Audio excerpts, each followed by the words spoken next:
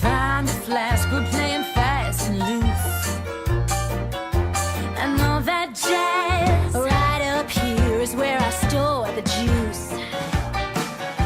And all that jazz. Come on, babe, we're gonna brush the sky. I bet you're lucky, Lynn, you never flew so high. 'Cause in the stratosphere, how could he lend an ear to all that jazz? Hello everyone, this is Luckster, and welcome back to another commentary. Today I'm covering another commentator that came out this year called Enigma Phantom. Back in June, Enigma made a commentary on a YouTuber called HuntSD. His content mostly consists of reaction videos, but his most popular one seems to be his CinemaSins parody on RWBY Volume 5, and wouldn't you know it, that's the video Enigma felt like covering. Now, while I'll mainly be covering Enigma's commentary, I had plenty of issues with Hunt's video as well, so while I'm addressing him, I'll be switching to Clavier again. With that out of the way, let's get started. Ladies and gentlemen, this post point was brought to you by Luckster was too late getting this video out.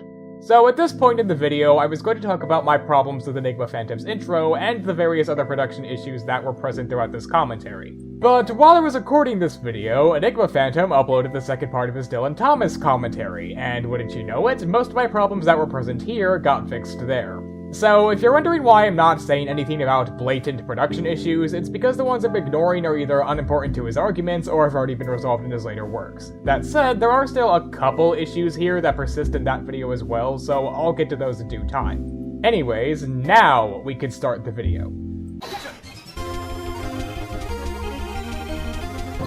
And this is the first and only time we see Missile like this for the rest of the volume.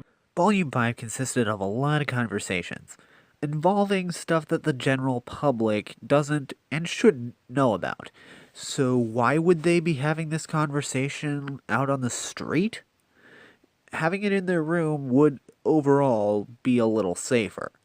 Yeah, it makes sense, but does that mean he has to like it though? While there is a justified reason for Ruby and friends to not explore the upper class part of Mistral, that doesn't change how we barely see it, and that can be seen as somewhat of an issue that affects the show's world building, since we don't really get to see the upper reign of Mistral outside of these images, which in turn can leave the city feeling rather lifeless. Oh, would you look at that, I get to make another post point. So while I had the script checked, Kirby Star Warrior pointed out how it's possible that HuntSD was referring to the art style of the scene, since it's done with 2D drawings rather than the 3D animation the show is known for. With that said, however, I'd argue it's hard to tell what exactly HuntSD is referring to here since his wording is incredibly vague. Just saying that we don't get to see Mistral like this could refer to either the art style or the setting itself. I get this as a CinemaSins parody, I'm not going to expect video essay levels of detail, however, since you're planning on doing one of these in the future, I'd strongly recommend you word your sentences in a concise way that makes it clear what you're talking about. Hello? Maybe try louder? Oh no, we love you, but that's not how that works. I can only assume that you're referring to Ruby's calling out. Why does it work that way? Typically, if the person you're calling to doesn't respond right away, or they don't acknowledge it, louder is normally the way to go. And besides that, maybe it's just Nora's form of sarcasm? I mean, despite being incredibly immature for her age, it's been almost a year, time skip-wise, so she has to have matured somewhat. Did anything in that scene indicate Nora was being sarcastic, though? I get that the voice acting in RWBY isn't the best, but between her body language and the confused look she gave RWBY, Nora acted like she was asking a legitimate question rather than being sarcastic. It doesn't help that your only reason for why it could be sarcasm is, oh, it's possible she's being sarcastic because time skipped, which really isn't that good of an argument since it could be argued both ways. Yeah, it's possible Nora matured a bit throughout her journey to Mistral, but it's also possible that she didn't. And considering how Nora was acting in this particular scene, I would argue that your claim is overall unlikely. Corsican Finnick blamed you. We confronted them tonight and they denied knowing anything, and everything we found on your scroll, it talked about how disappointed they were to hear that you'd sided with Adam. And here is the tell and don't show aspect of the show that everyone just loves so much. Yeah, I'll grant you that the tell and don't show does get annoying after a bit, but at the same time, even if they did show the confrontation with Corsican Finnick that Blake's alluding to, this would have made this scene completely pointless, because Blake rehashes everything that happens during that confrontation with Ilya. So, yeah, try again. If the scene's only purpose is to explain what happened with Corsican Finnick, then why couldn't they just cut the scene out entirely and just show the Belladonna family's confrontation with them? After all, if this scene really is as pointless as you're making it out to be, then cutting it out shouldn't be an issue. But even then, it's still possible for both of these events to be in the show. If they did show the confrontation with Corsican Finnick, then they could have rewritten Blake's dialogue here so that it focused more on trying to reach out to Ilya and less on giving off-screen exposition. You're treating this scene like it had to be this way, when it could have just been executed differently. Shut up. You were better when you didn't speak. This interjection, as a whole, is pretty pointless. You know why? Because not too long after you cut the scene, about a half a second after you cut the scene, Watts says, with sarcasm, "Oh goody, you've improved," or something along those lines. So you see, in reality, you were just confirming what the volume itself is trying to say. Enigma, what argument are you trying to make here? All Huntus D is saying is that he liked Cinder's character better when she didn't speak. The only thing Watchjoke implies is that Watts doesn't like Cinder in general and enjoys making fun of her. This isn't even something that was exclusively said in Volume 5. If we look at the very first episode of Volume 4, we see Watts say this to Cinder. You hear that? Silence. I have half the mind to thank the little girl that bested you. So with that in mind, how is Volume 5 specifically implying that Cinder was a better character when she didn't speak? And furthermore, why would the writers of the show purposely make Cinder's character worse? That doesn't make any sense. I don't like leaving my point at I don't get it, but I honestly have no idea what argument you're trying to make here.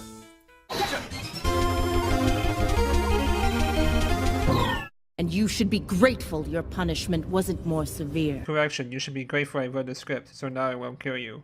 Okay, I get that Sienna Khan is ruthless and evil, it's just kinda her character. However, she wouldn't go so far as to kill one of her own operatives. Because, A, she'd be wasting manpower, and Adam, as we see in the Black trailer, and during the Fall of Beacon, we see him to be a pretty formidable fighter. And secondly, it would kinda be hypocritical considering that they're trying to strive for Faunus equality, so they wouldn't be achieving much if they killed a Faunus.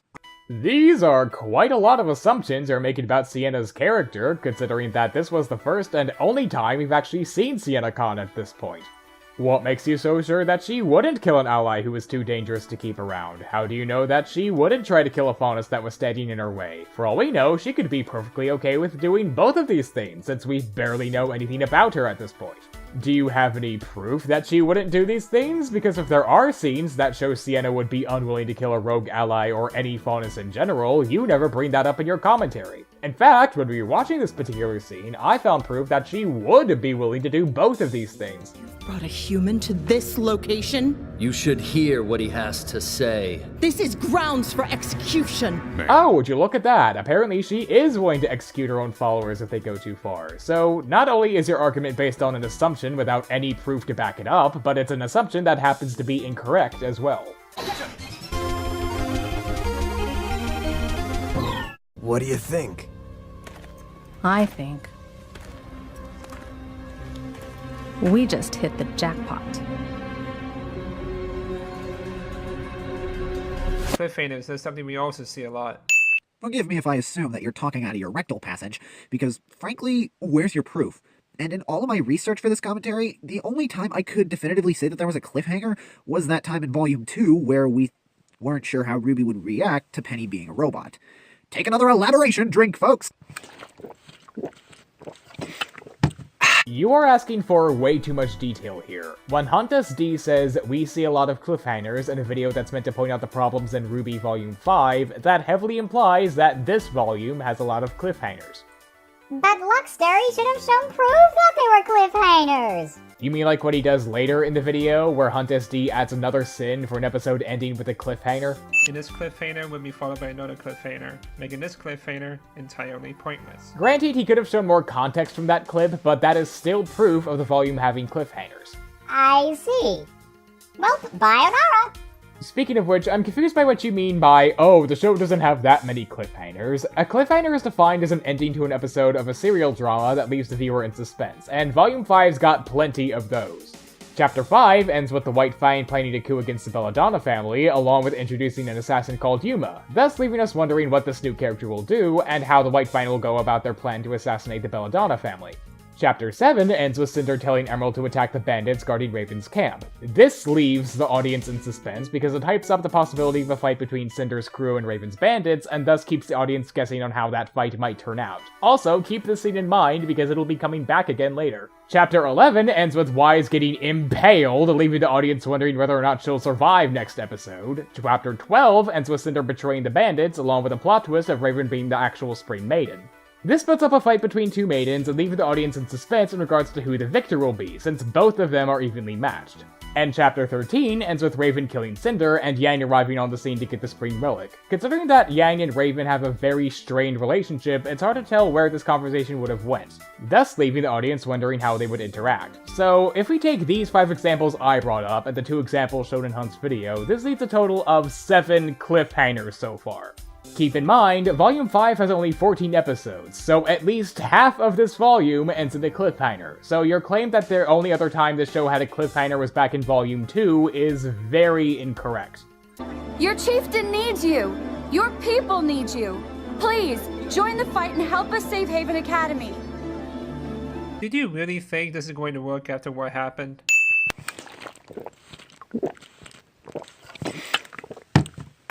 Blake clearly thought something like this would work, and based on the crowd of people gathering around her, I'd say she's doing a pretty good job, wouldn't you say? Except she's not doing a good job. Like, at all. Did you watch this episode by any chance? Because if you paid attention to the scene, you would see that everyone in the crowd is giving Blake a look of discomfort. And the scenes after Blake's speech show them continually failing to recruit other faunists to the point where Sun vents about it to Blake afterwards. Get it! How can they just sit around and do nothing with the White Fang getting ready to attack? These are some pretty big details that you're missing out on to the point where I'm honestly questioning how much research you did. That's racist.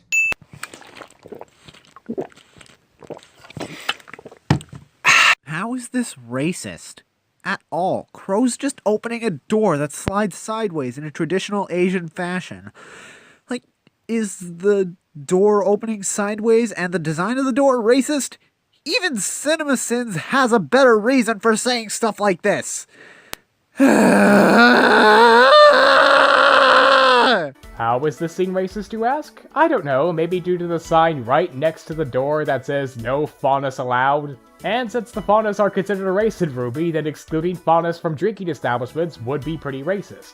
Now, if you were to argue against Hunt SD here, you could have said that, hey, that's the point of the scene, to show that the faunus are oppressed, but that's assuming that Hunt SD was saying this as a legitimate criticism rather than just saying that's racist because CinemaSins doesn't. Obviously, this is a trap.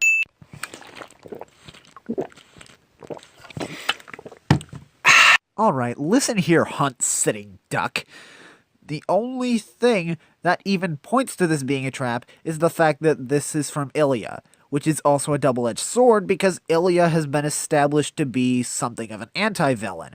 So, of course, she would want to try and contact Blake through these means. It only makes sense. There's also the little thing that Blake is friends with Ilya, or at least were in the past, so there's that. So, taking this into consideration, why would Blake assume that this is a trap? You do realize that the last time Blake saw Ilya, she was actively speaking out against the Belladonna family's mission? And yet now, Ilya suddenly decides to leave Blake a note telling her that she wants to abandon the organization that she previously stood up for? Even if Blake and Ilya had history, most people in Blake's situation would at least consider that this might be a trap. Not helping your case here is that Blake does assume that this was a trap. After Ilya left to finish off the Belladonna family, it's revealed that Blake had Sun follow her as backup in case the situation went south. What's worse is that you could have used this as an argument against Hunt SD's point, since he complains about how this trap should be obvious, while Blake herself figured out that this was a trap. So not only did you manage to get the detail wrong, but you missed the chance to make a much better argument.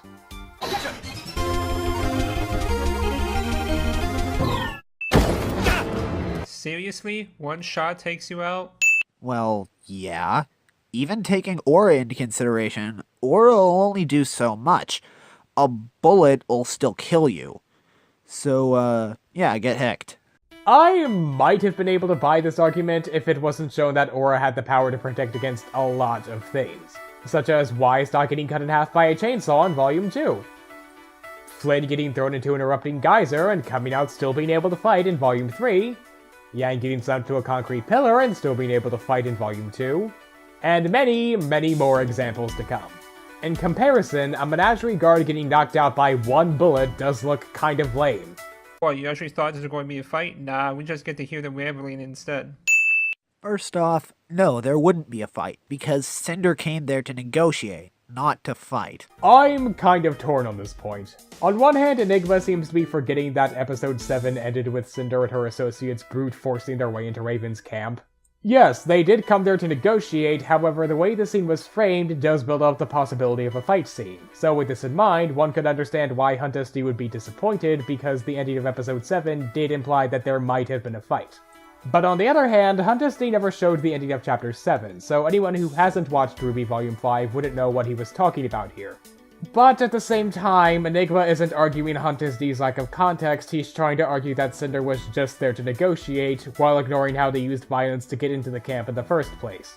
Which implies that they were going to use violence if the negotiations went south. So at the end of the day, Enigma needs to do more research and Hunt SD needs to show more context. Why are you just standing there? They are defenseless, so just kill them. Okay, like I said on my whole Sienna Khan introduction, killing these guys would A, be a waste of manpower, and B, it would be against their goal of going against the murderous ways of the current White Fang. Okay, the latter part of your argument makes sense, but waste of manpower? I can at least understand this argument with Sienna Khan, but this doesn't work at all when applied to the Belladonna family, since Corsic and Fennec don't work under them. So in this case, killing them wouldn't be a waste of manpower, it would be getting rid of the people that are currently trying to murder them. Hey, Crow? Oz needs to talk to you. That scene was pointless. Rooster Teeth doesn't put anything in these episodes without a reason, so this is likely, once again, built up for Volume 6. Now, you can counter with the point that this adds nothing to this volume, but build-up is a lot of this volume, really. How does this scene build anything up? It's just Oscar coming in and asking for Crow while he sits there moping in his room. What is this supposed to foreshadow? I get it's difficult to spot foreshadowing without hindsight, but could you at least try to explain how the scene could possibly be build up for future volumes? Other than just saying, oh, Rooster Teeth likes to build things up, because, again, your argument hinges entirely on an assumption with no evidence to make it seem likely. I've got better things to do. Guess we know where all the budget went, but seriously, this is actually a pretty good fight scene. Just wish we had more of this. Well, you heard him, Rooster Teeth. Quit building up the stuff that's actually a decent payoff. Yeah, this is what I was referring to earlier when I said that Volume 5 was build-up. It was build-up to an amazing payoff, which is kind of what build-up's supposed to do. And as for why this is an amazing payoff, do you even need to ask that question? Like, you say yourself that this is an amazing fight scene, and I'm in complete agreement here, so, yeah. You do realize that having a good payoff doesn't necessarily make up for the amount of build-up a show has, right? If the show spends too much time building something up rather than advancing the plot, then that can lead the audience to getting extremely bored and fed up with the show. Even if the payoff is great, it's possible that some people in the audience will be spending most of their time sitting there bored out of their skull waiting for the plot to advance. And this is especially the case in Ruby, since many people in the fandom got into the show through its action scenes. Saying that the amount of buildup is justified due to having a great payoff is an extremely subjective point to make here that doesn't invalidate Hunt's feelings on how the buildup was handled. Anyways, that's really all I want to cover, so on to the final thoughts.